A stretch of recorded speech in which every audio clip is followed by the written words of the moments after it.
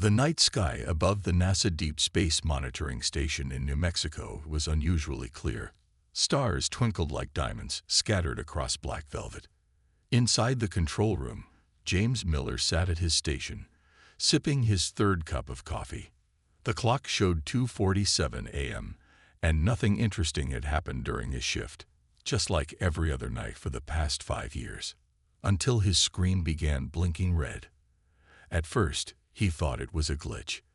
The sensors were picking up multiple objects moving at speeds that shouldn't be possible.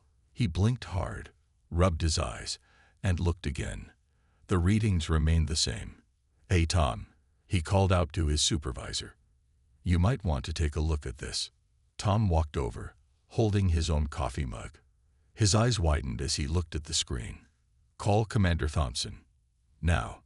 Within an hour, the International Space Defense Coalition's Emergency Command Center hummed with activity. Commander Jack Thompson stood before a wall of screens, his weathered face illuminated by their glow. 20 years in the Air Force hadn't prepared him for this moment. "Show me the numbers again," he ordered. "Sir," a young technician spoke up, "we're tracking 12 objects, each approximately the size of Manhattan. They're moving at roughly 30% the speed of light, but they're slowing down. They'll reach our solar system in approximately 48 hours. Thompson ran his hand through his gray hair. They had trained for first contact scenarios, but nothing like this. These objects were clearly artificial. Natural bodies couldn't move like that. The next day, every major observatory on Earth confirmed the sightings. The objects were real, and they were headed straight for Earth. As news spread, the world held its breath. Some panicked, others celebrated, but most just waited. In his office at the ISDC headquarters, Thompson reviewed the emergency protocols for the 100th time. The president had given him full authority to handle first contact. The weight of humanity's future rested on his shoulders. "Commander," his assistant called through the intercom. "The Chinese and Russian Space Defense Forces are online for the emergency meeting." Thompson straightened his uniform and stepped into the conference room. On the massive screen, military leaders from around the world waited. Despite their usual differences, fear and curiosity had united them. "Ladies and gentlemen," Thompson began, "in 36 hours, we'll make first contact with an alien civilization. Our job is to ensure humanity is ready for whatever comes next." As they discussed defense strategies and protocols, new data arrived from the deep space telescopes. The objects were visible now, massive ships that seemed to be made of crystal and light.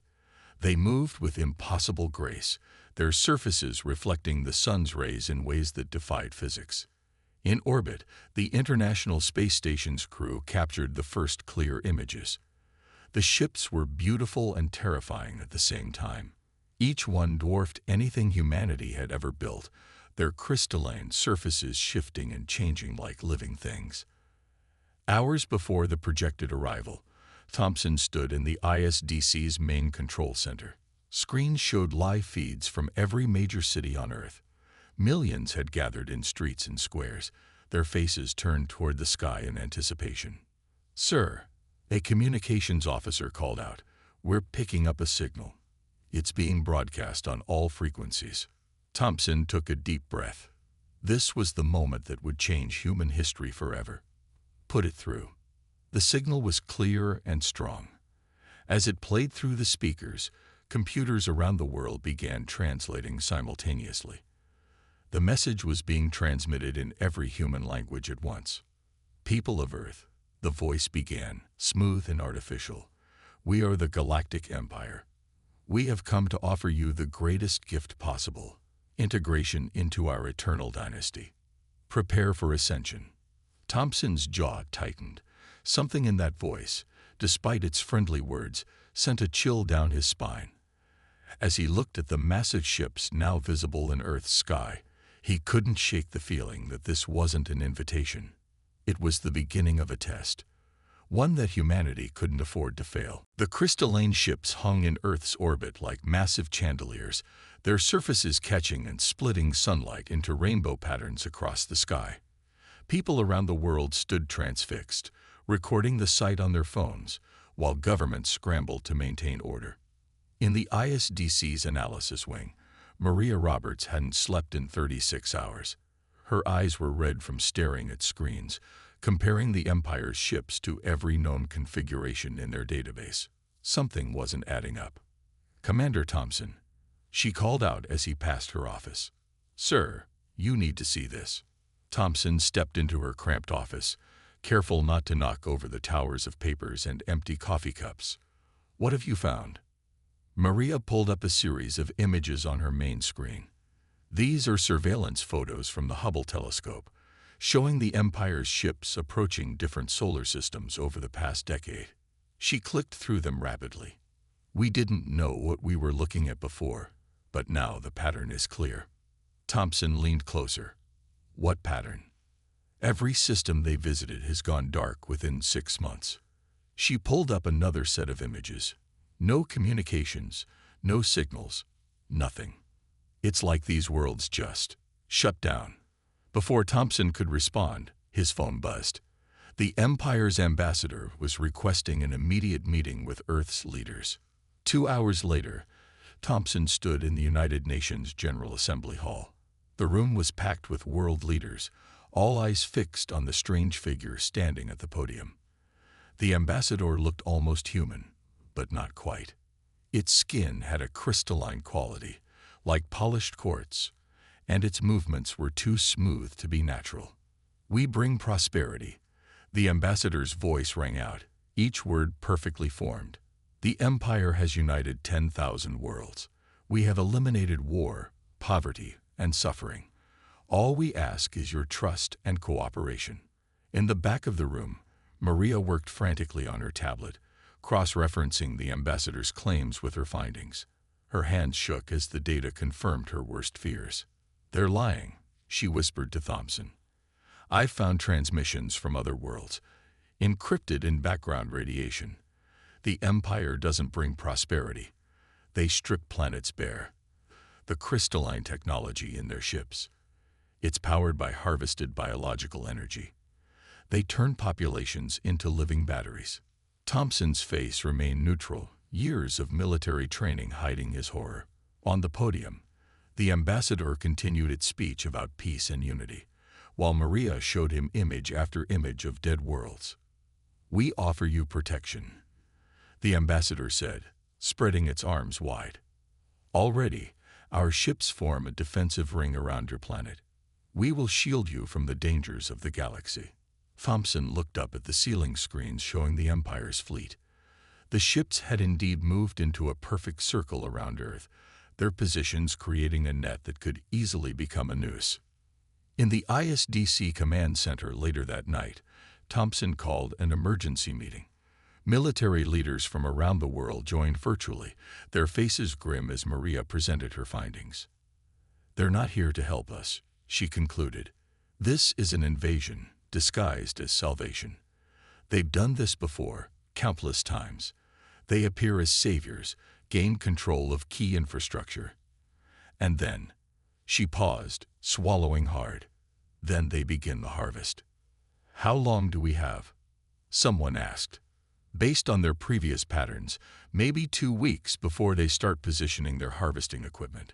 They think we're primitive, that we can't see through their deception. That's our only advantage right now." Thompson stood up, his decision made. "Then we have 2 weeks to prove them wrong. Maria, I want every piece of data you can find about their technology, every weakness, every flaw."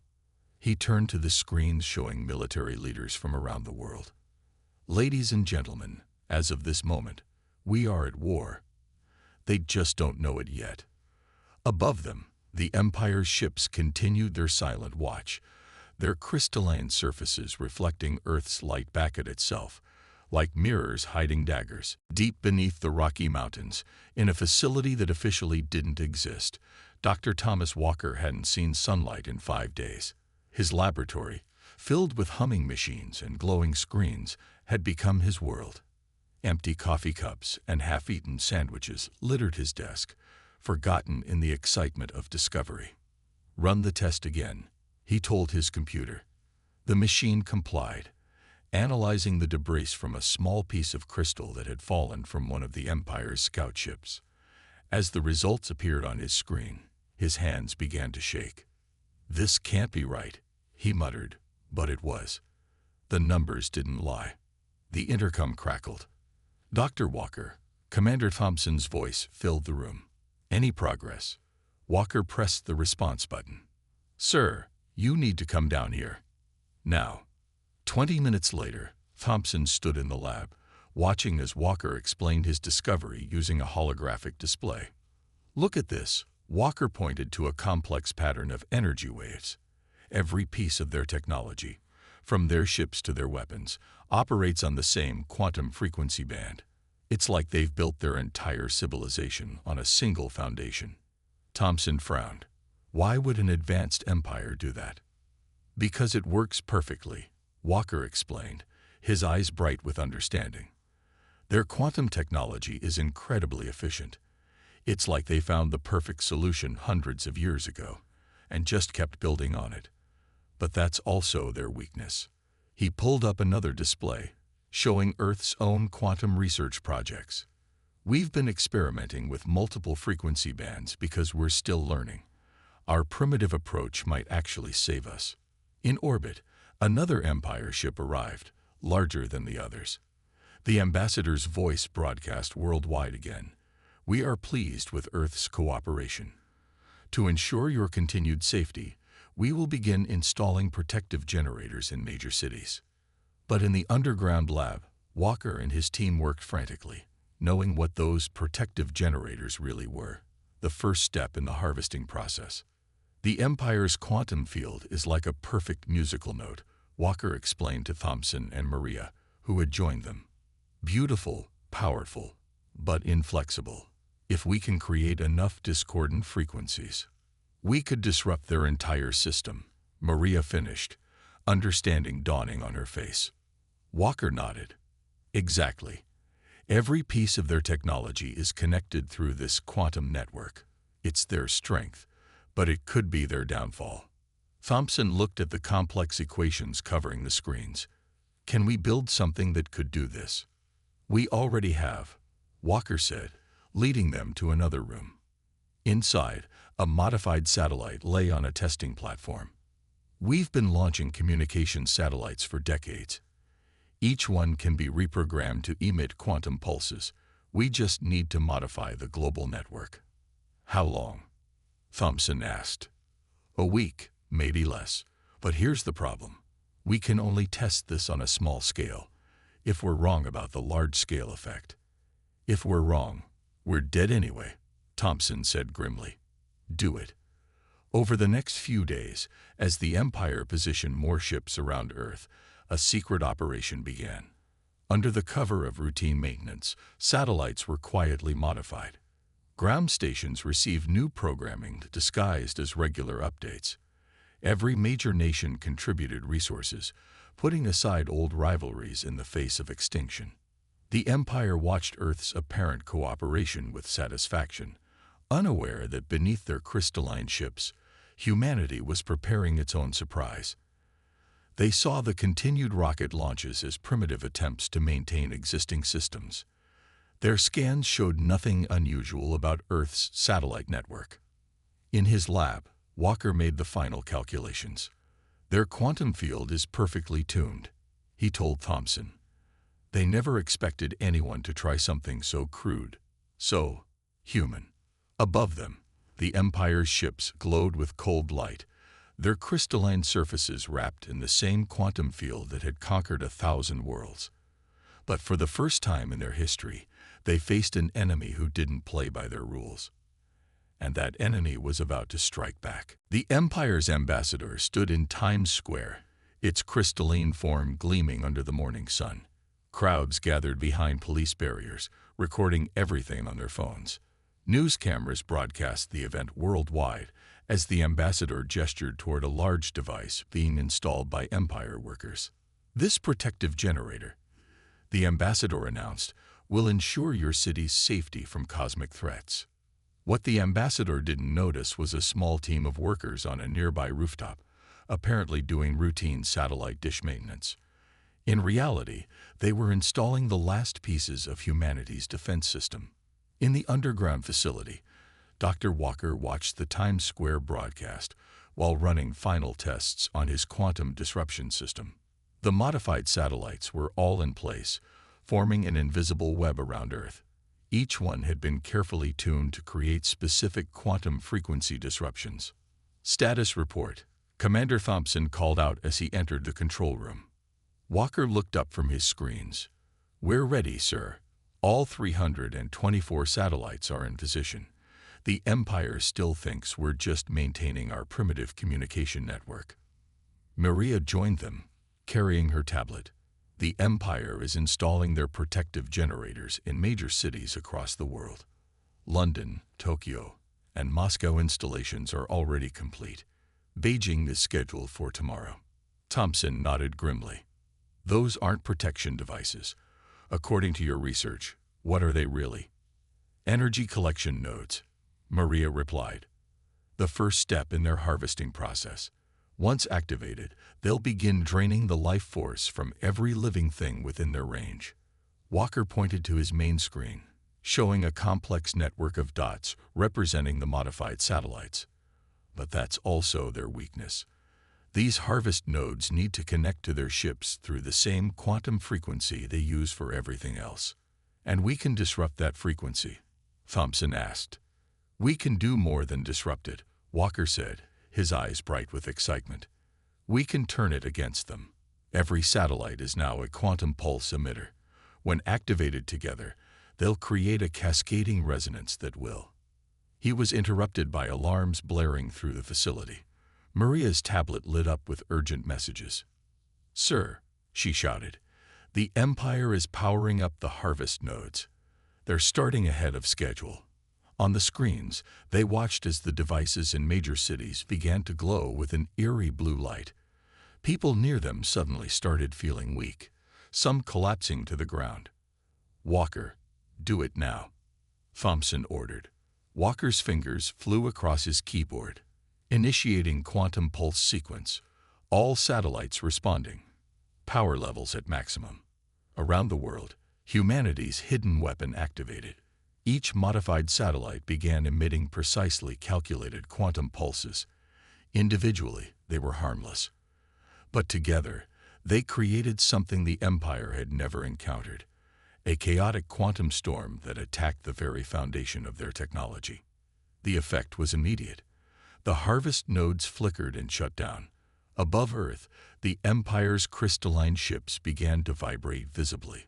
Their perfect quantum field, the basis of all their technology, was being shattered by crude but effective human ingenuity. In the command center, Walker monitored the readings. "It's working. Their quantum field is collapsing.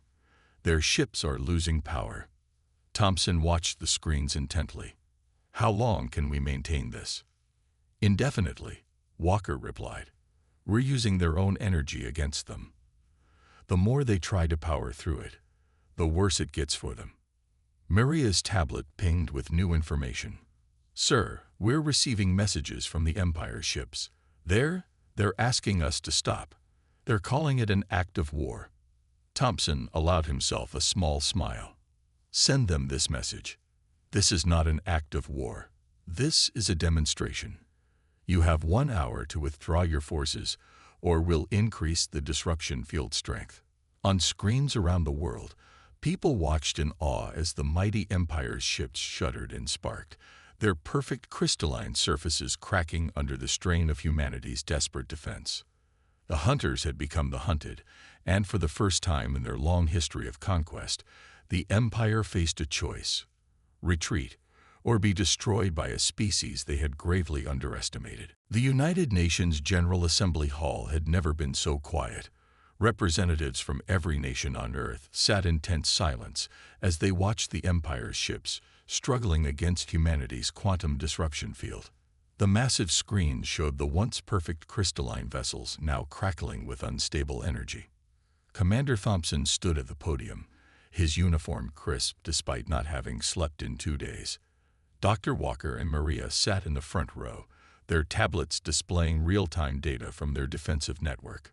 The Empire's ambassador has agreed to hear Earth's terms, the UN Secretary-General announced. They will arrive in 5 minutes. Thompson checked his notes one final time. Everything hung on the next few moments. Behind him, the screen showed the quantum disruption field's effects slowly decreasing, allowing the Empire's ships to stabilize, just enough to prove they could turn it back on at any moment. The ambassador entered the hall, its crystalline form no longer glowing with its usual brilliance. Its movements were stiff, almost uncertain. For the first time, the mighty Empire showed signs of fear. "You have committed an act of war against the Empire." The ambassador's voice rang out, but the usual smoothness was gone. "Cease your attack immediately, or face obliteration." Thompson looked directly at the ambassador. "No." A murmur ran through the assembly hall. The ambassador's form flickered slightly, a sign of its agitation. "You dare refuse the Empire's command?" the ambassador asked, genuine confusion in its voice. Thompson stepped away from the podium, walking closer to the ambassador. "We're not refusing a command. We're issuing one of our own." He gestured to the screens showing the Empire's damaged ships. "What you're experiencing is only 10% of our defensive capability." The ambassador's crystalline surface rippled. "Impossible. You are a primitive species. You cannot." "Cannot what?" Thompson interrupted. "Cannot understand your quantum technology. Cannot find its weakness. Cannot turn it against you." He smiled, but there was no warmth in it. "We did all of that in less than 2 weeks." Dr. Walker stood up, holding his tablet. "Your entire civilization is built on a single quantum frequency band. Efficient, yes, but predictable. We've mapped every harmonic, every resonance point. We can shut down your ships, your weapons, your harvesting technology. Everything." Maria stepped forward next, her own tablet displaying intercepted communications. "We know what you've done to other worlds. How many civilizations have you harvested?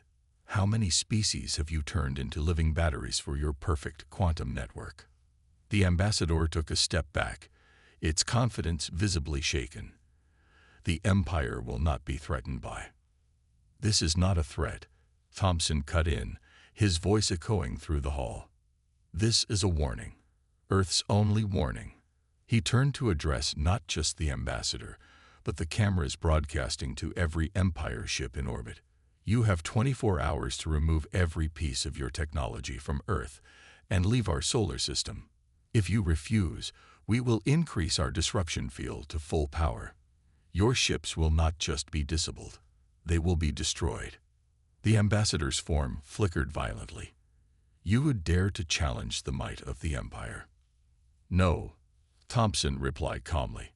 "We already have. And we've won." He walked back to the podium, every step measured and confident. 24 hours. Choose wisely." Above Earth, the Empire's ships hung in space, their crystalline surfaces dulled by the lingering effects of humanity's defense system. For the first time in their 1,000-year history of conquest, they faced not just resistance, but defeat. In the assembly hall, humans and aliens stood in silence. The balance of power shifted irrevocably. The mighty Empire had come to harvest another primitive world, only to find themselves outplayed by the very primitives they had underestimated. The clock was ticking, and the Empire had a decision to make. As Thompson looked at the ambassador's shaken form, he already knew what that decision would be. After all, bullies always ran when their victims learned to fight back. 23 hours had passed since Earth delivered its warning. In the ISDC command center, Commander Thompson watched the main screen as it counted down the final minutes. The Empire's ships remained in orbit, their crystalline surfaces now restored to their former glory after Earth had temporarily reduced the disruption field. "Sir," Maria called out, her eyes fixed on her monitors. "The Empire's ships are powering up their weapon systems." Thompson nodded grimly. "They're calling our bluff." He turned to Dr. Walker. "Are we ready?" Walker's fingers danced across his keyboard, checking the status of their satellite network. "All systems at full power. We can activate the disruption field at maximum strength the moment you give the word. The ambassador's voice boomed through the global communication network. People of Earth, you have committed an unforgivable crime against the Empire. Your resistance ends now. Surrender or be destroyed. Thompson looked at the countdown clock. 3 minutes remaining. They're charging their main weapons, Maria reported. Energy readings are off the charts. They're planning to hit every major city simultaneously. 2 minutes. Sir, a communications officer called out. We're receiving messages from their smaller ships. They're begging us to surrender. They say we don't understand what we're facing. 1 minute. Thompson straightened his uniform. Send one final message to all Empire ships. Your time is up. You were warned. The Empire's response was immediate. Their ships moved into attack formation, their weapons glowing with built-up energy. The ambassador's voice rang out one last time. Then face extinction, primitives. Now, Walker. Thompson ordered. Walker pressed a single key on his computer. Around the Earth, all 324 modified satellites activated at full power. The quantum disruption field erupted like an invisible tsunami, its chaotic frequencies tearing through the Empire's perfect quantum network. The effect was devastating. The Empire's ships seemed to scream, their crystalline surfaces vibrating at frequencies that made them appear to blur. Cracks appeared in their supposedly indestructible hulls. Their weapon systems, seconds away from firing, collapsed in on themselves. Energy readings are going critical, Maria shouted over the noise of alarms. Their quantum network is experiencing a cascade failure. On screens around the world, people watched as the mighty Empire's fleet began to break apart. The smaller ships, their systems completely overwhelmed, started falling from orbit. Walker quickly adjusted the disruption field to create safe corridors for them to escape into space. Multiple ships are sending out distress calls, the communications officer reported. They're requesting emergency withdrawal permissions. The largest ships, including the command vessel, were already turning away from Earth, their once perfect forms now scared and cracked. Emergency escape pods shot out from their hulls like brilliant stars, carrying crew members desperate to escape their failing ships. Thompson watched it all with a calm expression. Allow them to withdraw. Keep the disruption field at full power until they've left the solar system. For the next hour, the world watched as the Empire retreated in chaos. Ships limped away from Earth, their quantum technology barely functioning enough for basic propulsion. The ambassador's vessel was among the last to leave, its crystalline surface now dull and lifeless. In the command center, Walker monitored the energy readings. They're really leaving. The quantum disruption worked better than we ever imagined. It worked, Maria agreed, because they never considered that a primitive species could understand their technology well enough to exploit its weakness. Their arrogance was their downfall. Thompson looked at the screens showing the retreating ships. Send one final message to the Empire. Earth is off limits. Any future attempts at invasion will be met with the same response. We will not be harvested. We will not be enslaved. We are not your prey. As the last Empire ship disappeared into deep space, cheers erupted in cities across the planet. Humanity had faced its first major galactic threat and emerged victorious.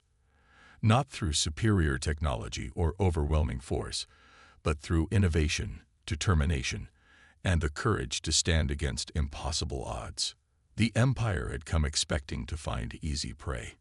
Instead, they had awakened a sleeping giant, one that would never be underestimated again. 1 month after the Empire's retreat, the United Nations Assembly Hall was packed again.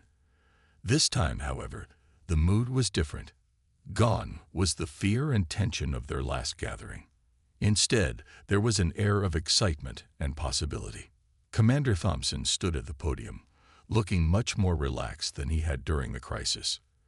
Dr. Walker and Maria sat nearby, their tablets showing data from the 3 Empire ships that had been too damaged to escape Earth's orbit. Ladies and gentlemen, Thompson began. 1 month ago, we faced extinction. Today, we stand at the dawn of a new era for humanity. He gestured to a holographic display showing the recovered Empire vessels. These ships, abandoned by their crews, have given us invaluable insights into galactic technology. But more importantly, they've taught us something about ourselves. Walker stepped up to the podium, bringing up new images on the display. The Empire's quantum technology is remarkable, he explained, but it's just one way of doing things. Their biggest mistake was stopping their research once they found a solution that worked. They chose perfection over progress. Maria joined them, adding her own data to the display. We've intercepted communications from across the galaxy. The news of the Empire's defeat has spread. Other civilizations are beginning to resist. The Empire's aura of invincibility is broken. Thompson smiled. But that's not why we're here today. He pressed a button, and the holographic display changed to show a new ship design. We're here to discuss humanity's next step. The design was sleek and beautiful, but noticeably different from the Empire's crystalline vessels. It combined the best of human innovation with carefully selected elements of Empire technology. This, Thompson announced, is the Phoenix, Earth's first true starship, built not just with recovered technology, but with human ingenuity. We didn't just copy the Empire's designs, we improved them. Walker pointed to specific features of the ship. We've developed a hybrid drive system that uses multiple quantum frequencies, making it more stable than the Empire's single-frequency approach. Our ships will be immune to the same kind of disruption we used against them. The assembly erupted in applause as more designs appeared on the screen. Smaller vessels, defense systems, and exploration craft. Each one represented a perfect blend of human and alien technology. But we're not stopping there. Thompson continued after the applause died down. The Empire's attack taught us something crucial. We're not alone in the galaxy, and not everyone out there is friendly. But it also showed us that humanity has something special. Maria stepped forward. In just 2 weeks, we took the Empire's most advanced technology and found a way to defeat it. Not because we're smarter or stronger, but because we think differently. We never stop questioning, never stop improving. Thompson nodded. That's why today, I'm proud to announce the formation of the Earth Space Defense and Exploration Initiative. We will build these ships not for conquest or domination, but for protection and discovery. We'll reach out to other civilizations, not as conquerors like the Empire, but as equals and potential allies.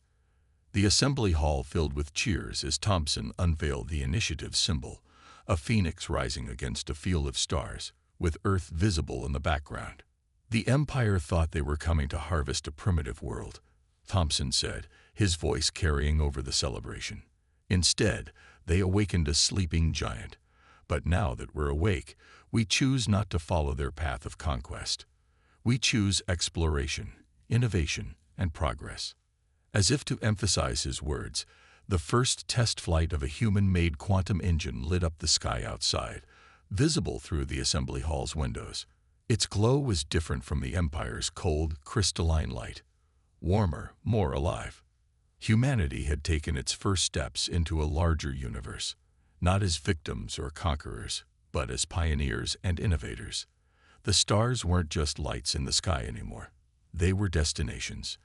And this time, humanity was ready for whatever they might find out there.